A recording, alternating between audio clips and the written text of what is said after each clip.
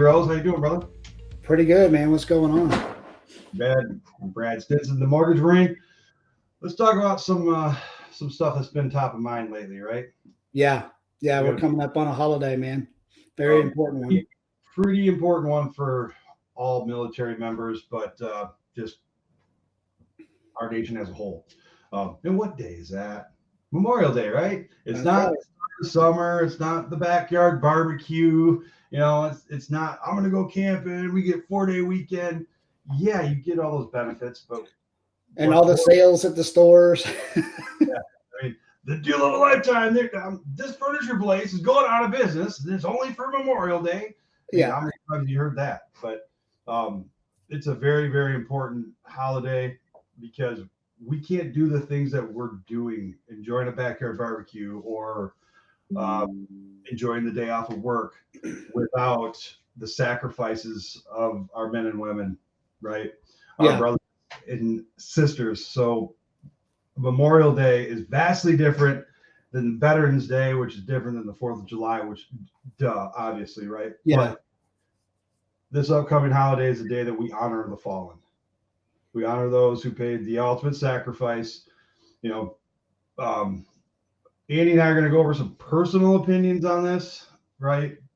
And we, by all means, do not speak for all vets yeah, um, and all people, but we can kind of give you a little glimpse inside the heads of us degenerates and how we feel on these holidays and how you can help if you're not a veteran, how you can help right. what's going on. So, what's your takeaway, man?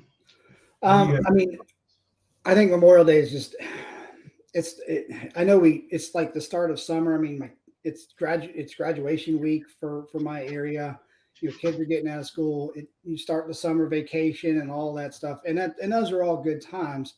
And what a time to have a holiday like that where everybody's able to enjoy it.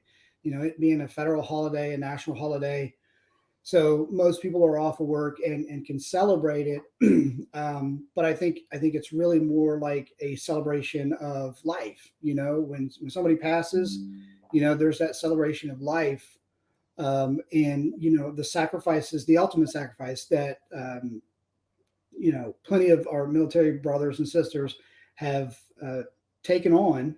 You know, with going to war or coming back from war and having certain issues, whether it's injuries, physical injuries, or those mental injuries of PTSD and TBI and stuff like that.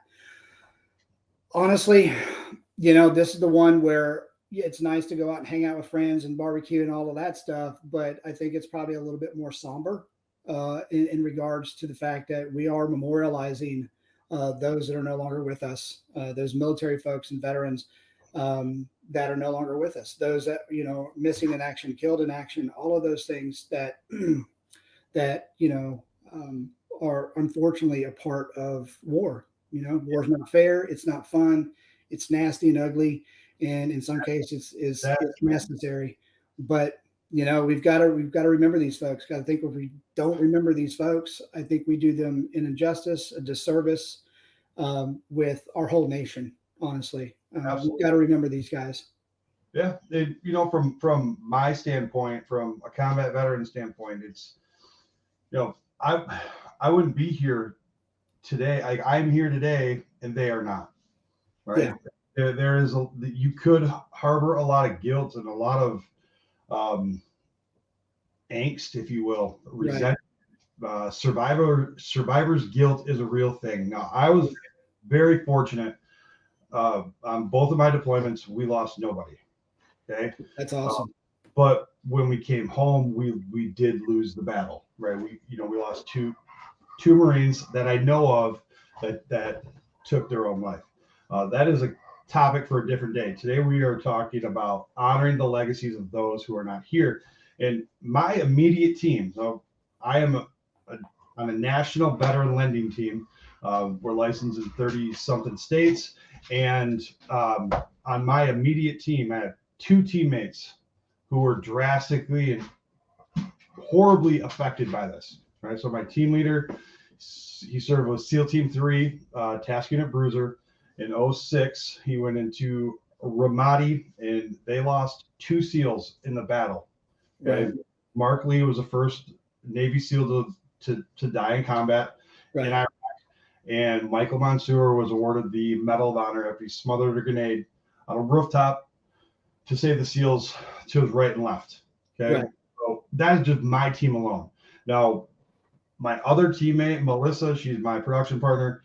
Her brother was killed in action. Now, the difference between my team leader and my production partner, these two things, is the Navy SEAL, Michael Mansour, he was a brother, but not by blood. Okay. Right. The bonds forged in war cannot be broken by anything. Right. But Melissa's brother was killed in action. That makes her a Gold Star family member. Right. Okay. And as a result of their time in service. Right. Okay. So we see a lot of Vietnam veterans these days dying of cancer, sadly, because of Agent Orange exposure. Right. Right. That is service connected. So we do honor them. Now, from a veteran standpoint, I came back from deployment. I am here today because of their sacrifices. Right. Do you think it's a little upsetting if you come up to me and tell me thank you for your service on a day that we're honoring the fallen? Yeah, not everybody's going to want it that day. That's one that you save for any other day, I would say, but more specifically for Veterans Day. Yeah. So that's the difference between the two holidays right there, right? Yeah. Memorial Day is a day that we honor those who are not here, the ones who paid the ultimate sacrifice. We honor the fallen. In November 1st, it's the Marine Corps birthday. That's the major holiday there, right? Then that's November 10th. Yeah. The following day, Veterans Day, is when you honor those who are present. Now, I'm not saying not honor our fallen on that day, because we would greatly appreciate that. Right. But that's the day that you thank those that are here. Okay. Right. Not Memorial Day. Memorial Day is totally different. And especially us Marines, everybody always says, oh, you Marines, you guys are arrogant, cocky bastards. Blow. Well, there's a reason for that. Exactly. I mean, we there's a lot of traditions, a lot of traditions in the Marine Corps. And history like no other. I mean, at boot camp, we are inundated with the legends of the Marines that went before us. Us as Marines now, and I was in during the 90s, you were in the 2000s, I didn't go to war. You went to war. Mine wasn't wartime really. But as Marines, we're taught, we stand on the shoulders of those that came before us. And a lot of the big names that we know didn't survive. They had, yeah. Right? Yeah. I mean, there's so many big names that we have in our history that we know as Marines. Some of the general public doesn't know. And I think that's really a part of it is knowing somebody. I don't personally know anybody that died in war. Okay. Especially anybody that I served with. There may have been some, but I don't know of any. And it's if you know somebody that did die in war, especially if you are a fellow veteran, those are the people you really want to honor. The people you served with and worked with directly, that you fought with, that you trained with, you sweated with, you bled with, all of that. Those are the people that we as veterans want to honor and everything. And the general public, the civilians, the citizens of this country, they should be honoring those same folks. So I think, maybe the question is like, hey, it's Memorial Day. You don't want to ask them if they knew of anybody that died, but say, hey, if you happen to have lost anybody, this day. Or you can just ask how are you doing today? Because this could be a very difficult day. I mean, I know my team leader he's going to probably pop up here. He'll swim over, helicopter over, whatever. He'll pop up here and with a bootlace, take care of me for saying this. But, I know he's going to have a hard time on Monday. Right? Yeah. guess what I'm going to do? It's as easy as this, because I might forget because it's of the hectic of the day to day. I'm going to schedule a text message to fire downrange to him at 9 a.m. Hey, brother, just want to know I'm thinking of you. If you need anything, I am here. Right. Right. Because he lost two teammates and he's going Right. to be dealing with that. And he's not the only one. There are thousands of veterans. I'll probably even say millions. I think it's safe to say millions. Yeah. Who's lost a teammate or a brother at war. You know, if you extend from my immediate team to my extended family, if you will, within my company. I mean, we have Green Berets, we have Marines, like seasoned combat veterans, Army Rangers, all of them. They have lost somebody, right? Could be a family member, you know, at war. Could be a teammate, somebody. So you bet your ass I'm going to proactively get ahead of it, because it's going to be a hard day. So that's our ask of who's ever still watching this after 11 minutes of us rambling on, you know, reach out to a veteran, reach out to people, you know, or if you really want to take the next step, the next evolution is do some sort of memorial walk or run or charity event or something. Because I mean, you know, the CrossFitters and those that are outside of CrossFit love to do the Murph, you know, which is I can't remember the whole thing, but it's a lot of running, pulling, pull-ups and push-ups that I can't do anymore. But there's people out there who do that. Yep. To me, that's honoring,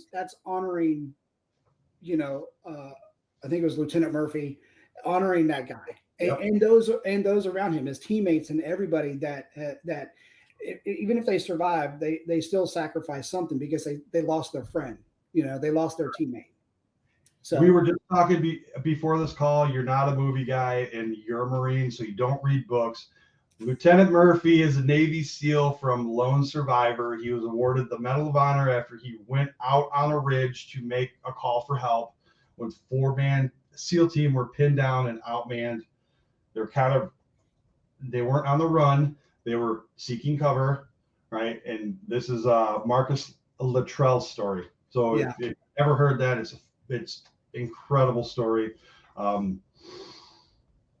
So yeah, I mean, for us, me personally, now this is not, he didn't die as a result from his time in service, but we had a teammate, softball teammate. This is my vet sports world. A softball teammate who passed away tragically and unexpectedly Christmas morning. So this entire year, our softball team has kind of taken it upon ourselves to step up and be there in his place. Right. But we're playing this entire year in his honor. Right. Okay. So every chance we get, we invite his family members down. So his wife has been down, his daughters have been down. Last night we had his daughter and sister show up, and there are like crazy fans over the top screaming and cheering for everything, which is unheard of in softball, right? But we're doing things like putting patches on our hats, right? You can't really see that. We put his name on our jersey, and then at the end of this year, towards the fall, we're hosting a charity softball tournament, memorial, tournament in his honor. So all the money that we're going to raise is actually going to a Marine and their family who he was hosting a charity softball tournament for every single year. So we're trying to carry on his legacy. So this is what I'm talking about. Like, this is how you can honor them, right? I'm not saying go to that extent, but if you want to take the next step and you want to become more involved and you feel the urge to, like I did before I became the mortgage Marine, right? I mean, you just don't know how to get involved. That's how you can do it. Reach out to your local veteran nonprofits, because the local veteran nonprofits, they're just dying for volunteers, right? They need help. I run 2 of them. I don't know what I don't know, and there's quite a bit that I don't know. Right. There's quite a bit I don't know. So I would say also, we can easily talk about this because, you're a mortgage guy, VA specialist. I'm a real estate agent, VA specialist. And we talk about the VA home loan benefit a lot. But there was there is one part of the benefit that goes to somebody who isn't actually directly the veteran, Sure. and that is the spouse of veterans that have, or active duty that have made the ultimate sacrifice. And it's not all of them. You would think there would be more, but it's not actually all of them. It's the surviving spouse benefit. Um, and I'll let you go into more detail about that. But Yeah. I think that's really key here, is that this is something that I think more and more we're seeing more, because we just came out of 20 something years of war. Right. So I think more loan officers and agents need to understand who gets it and who doesn't, and the general public as well, because the VA gets a ton of calls about, hey, my husband served, and I want to see if I can use his benefits. All the family members call about that, but there's only one person and only one way that gets that benefit. It's the surviving spouse is what it's called. Now, it gets a little bit dicey. It's like you're splitting hairs here, but the veteran or active duty service member must have died in the line of duty or as a result from their time in service. Okay, Right. so example, Vietnam veterans, Agent Orange, service connected. There's also been an uptick in PTSD with Vietnam vets, and that's because they're starting to retire now. So every transition in your life, you start to you process the Right. things that Right. happened before. I don't know why that is. That's just how we're wired. So when you transition from active duty back home, you don't really process all the shit you just went through Right. until it's done and over with, right? Right. So you're moving on. So that's where you see a lot of the spikes. Well, the Vietnam veterans, sadly, and I'm completely embarrassed to even think back to their welcome home party. I mean, we were accepted with open arms. We kissed the ground when we got back. Right. It was over the top. I could not imagine coming home. I helped a Quezon Marine. Quezon Marines to us, again, because we're inundated with the Wow. legendary, legends of Marines. Yeah. Quezon is one of them. 77-day, siege on a hill, 5,000 Marines fended off and killed 25,000 Viet Cong. That's freaking gangster. Yeah. They were cut off. There were limited supplies. They were getting airdropped, all this stuff. But this dude got 3 Purple Hearts. His career in the Marine Corps was 7 freaking months. 7 months, 3 Purple Hearts. All right. So it's boot camp SOI. Okay. So boot camp SOI is about 5 months. Yeah. He hit the fleet and he went to Vietnam. So he was right in Vietnam for 2 months, 3 Wow. Purple Hearts. And he was telling me that when he's like, the first one, it sucked. This is what happened. Next one, yeah, it sucked. Third one was awesome because I didn't feel a thing and I woke up in Germany. Like, okay, cool. So, but these guys, I just lost my train of thought because These Guys Brewing Company is on 78 Franklin Street Google. in Norwich. It's 697 miles away and is rated 4.5 stars. So I have a Google Assistant clock in my office so that I can just set reminders on the fly, and sometimes it does that. So I'm sorry. Thank you, Google, for making me lose my train of thought. So Quezon, this guy was telling me on the phone when I was talking to him, and you could hear the tears in his voice. Yeah. He set the fly home to San Diego, where Camp Pendleton is. In mid-flight, they rerouted up to Seattle because there were massive demonstrations and protests at the airport. Wow. Can and the thing with Vietnam is, the difference between Vietnam and now, we all volunteered. Yeah. After the towers fell, we all, put our right hand in the air. Let's go get some, right? Yeah.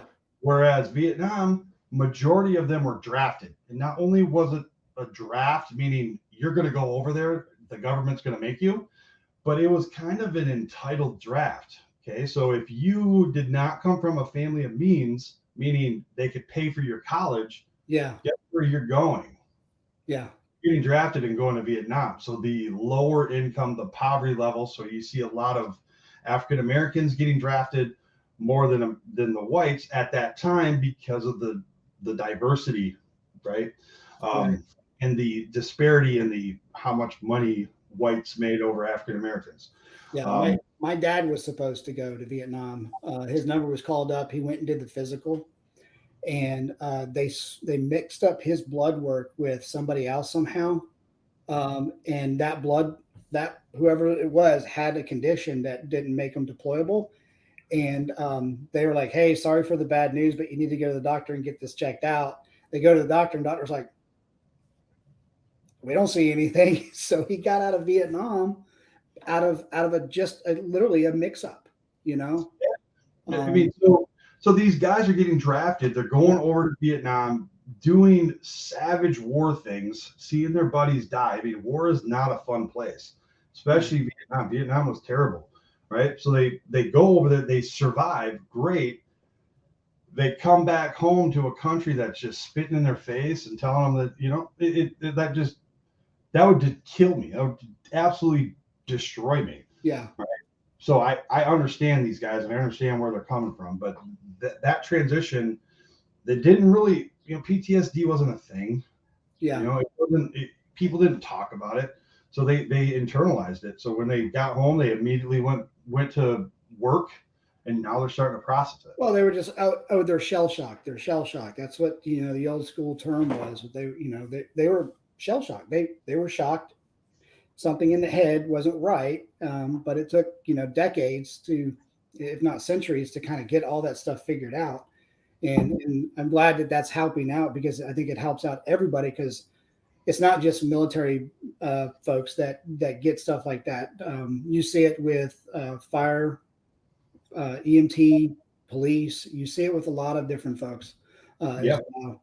So let's go into detail about the surviving spouse. So yeah, like the biggest mistake everybody makes, even us vets, is they assume that we know our benefits. We know jack shit about our benefits. Yeah, Okay.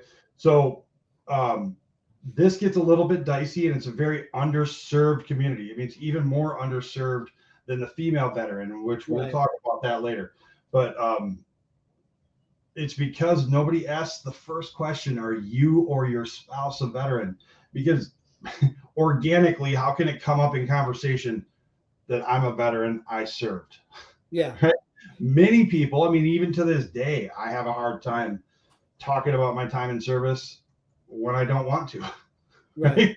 I mean, and that seems to be more often than not. But it was very hard for me to use this, right? Right. So how do you expect anybody else? I mean, and I'm pretty comfortable talking about my time in service and all that because I know that my shared stories, somebody listening will take something from it and I'll help them somehow, right? Right. So I will share and share and share, knowing that it's going to impact somebody. Right. But never assume that we know our benefits. So if you're talking to a female and you ask her, you or your spouse a veteran, well, my husband he Right. was killed in action. Yeah. Okay. Or my husband was, and he now is dead. Well, let's talk about that answer because they may not say, yeah, he was killed in action.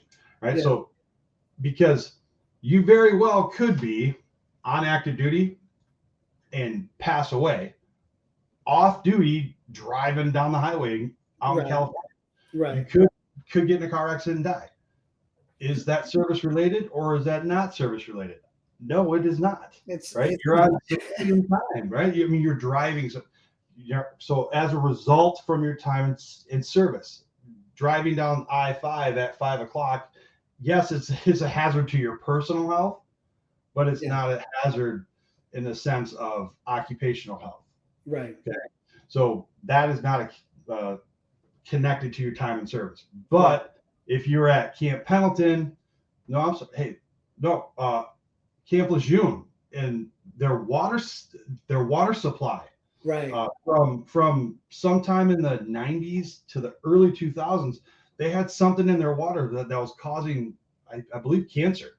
Right. Yeah. So they lived on Camp Lejeune, never deployed in the 90s, right? but they drank the water out of the barracks tap, which is freaking disgusting anyhow to start with. Okay. And fast forward now they're getting all these cancers and different diseases, Right. and they pass away. That is service connected. Okay. So it gets a little bit dicey, and this absolutely who you work with really truly does matter. In this scenario, absolutely. Okay. Yeah, because we still I know they're still working on like Gulf War syndrome. We have our currently we have what is it, the burn pits Yep.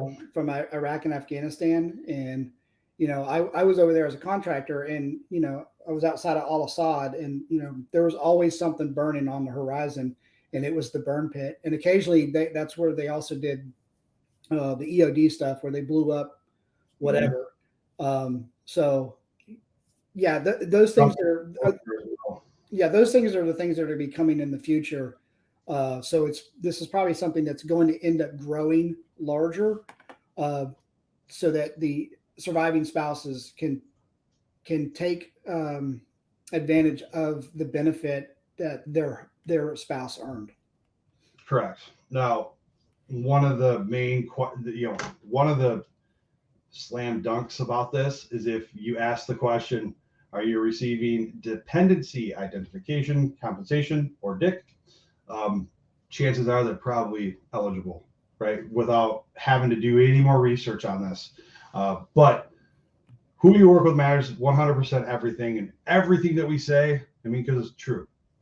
Okay, because you could get one loan officer who tells you, no, you are absolutely not eligible because you're not receiving dependency identification compensation, right? Or sometimes they don't even ask. Well, I mean, if it's a loan officer and they see your income and they see a VA treasury, you would think you would put two together, but never assume. I know.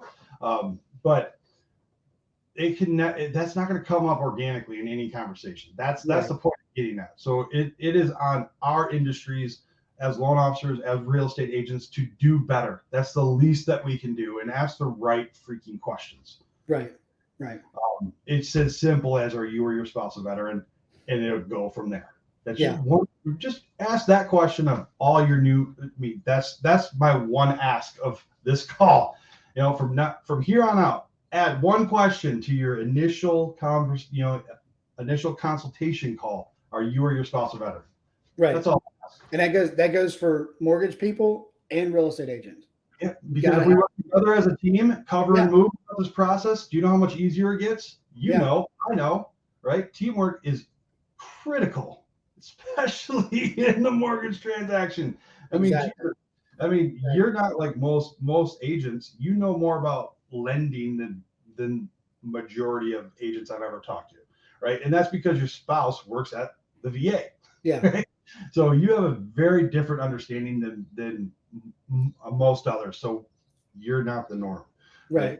So you can get away with things that others can't. But just ask that first question, because if we work together as a team throughout this process, cover and move, you handle your shit, I cover down, make sure I have your 6, and vice versa. Right. This process is super smooth, and you can close these loans under 30 days, no problem. Property specific, obviously. I mean, you're going to have some one-offs here and there, but for the most part, that's how you do it. That's how I do it. That's how you do it. Right? That's how we can maintain these 30-day close windows.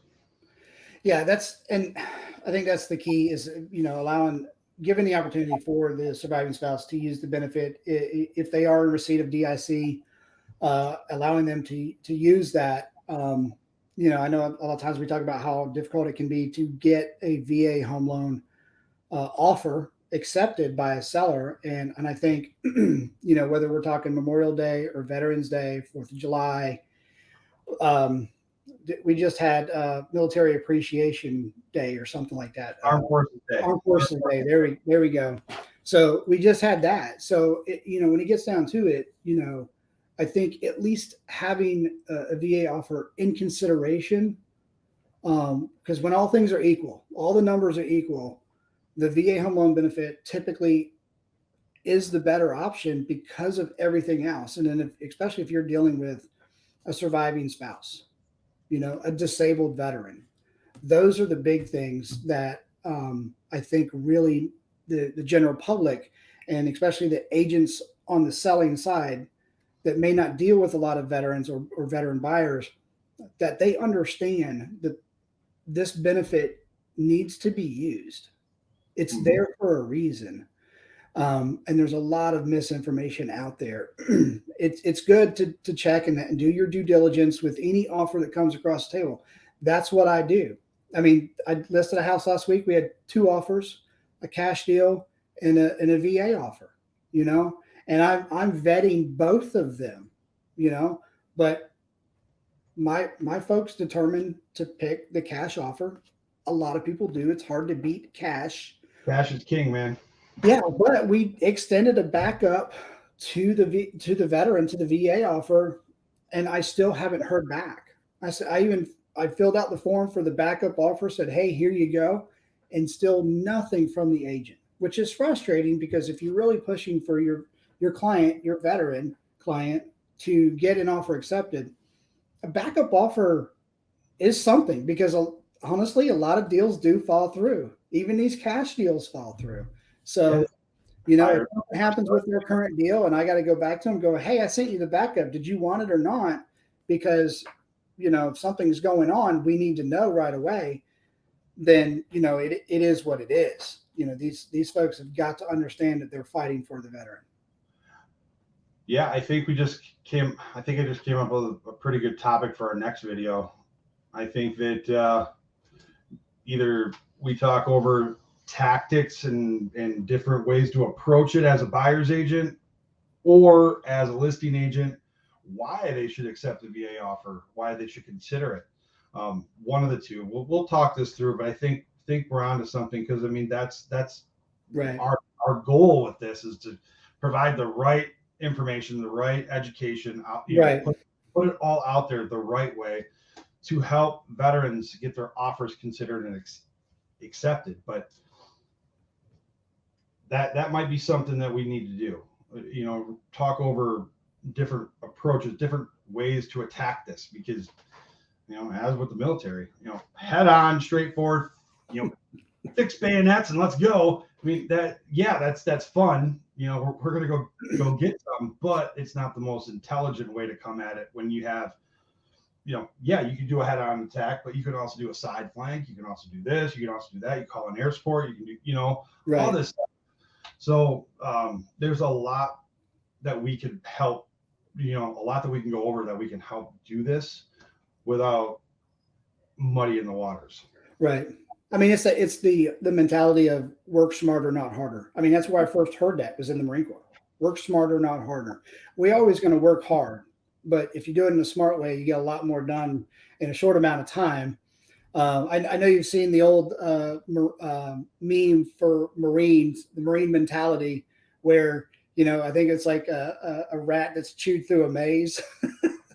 They've gone straight through the maze instead of going around it and everything. They go straight through it. So we definitely do take down walls and everything, but we got to do that in a smart way. And I think that's part of our goal here with our videos and everything, and getting that information out so that buyers, sellers, agents on both sides, and the general public understands a lot of this information. Absolutely.